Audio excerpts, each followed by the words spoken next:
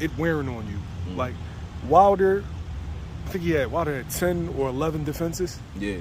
Joshua held down the unified titles for multiple years. Yeah. Does that play a role in a fighter maybe getting burnt out?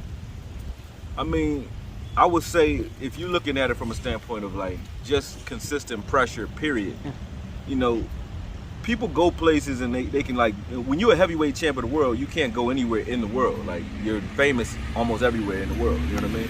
So you can't go and sit and have dinner with your wife and kids.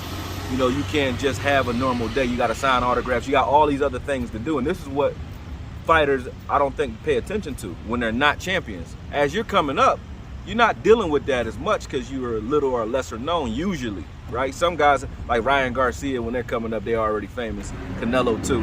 But when you're not a known commodity yet, you can still walk outside. You can still go jog on Kelly Drive without an entourage. You can still, go normal places.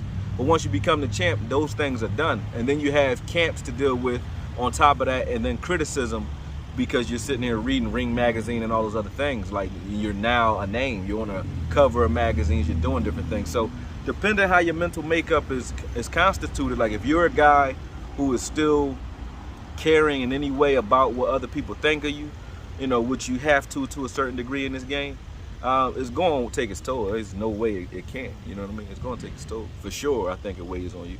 And that's a lot of pressure.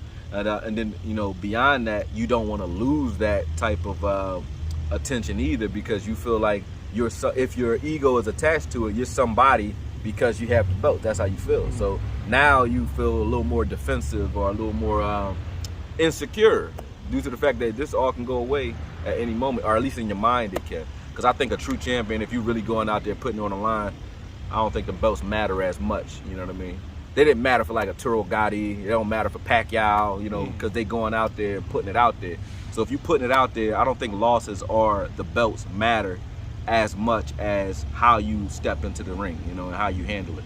So, and then you got training camp, people dying. I have businesses, so I know it's like when I got to go to work or I got to go perform, I still got to do that. Even my brother dying or even my uncle dying who raised me and all that. So imagine having to do that while, dealing with that business with another man trying to knock your head off, or you have a baby that's born or somebody's hurt and you in training camp. You can't break contract. You got to still go perform dealing with that kind of pressure. So it's a lot of things that people don't know going into the ring or going into a fight that affect a fighter's psyche. And so it definitely wears on you, period. Remember Oliver McCall? Yeah. Oliver McCall and Lennox Lewis, he came in the ring crying, man. Something was wrong with him. I don't know what was wrong with him, but something was wrong with him.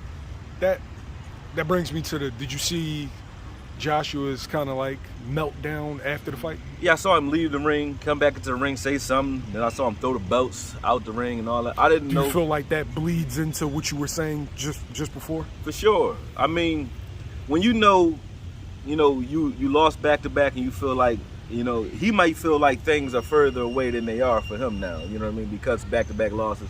And the fact that I think if the criticism has been getting to him the way it has, because he goes out and tries to he one of them people that try to do the right thing all the time, you know what I mean? Even though he might not be from that mindset, because I heard he was like in the streets before this. So for him to be the way he looks now on camera, like super polished and poised, always saying the right things, very politically correct, sometimes your true self bleed out. And I'm not saying that either one is his true self, but there's a balance, you know what I mean?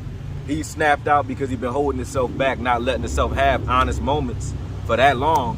I mean, where a guy like Wilder wild all the time. So he might be calm and a little more meek after a fight.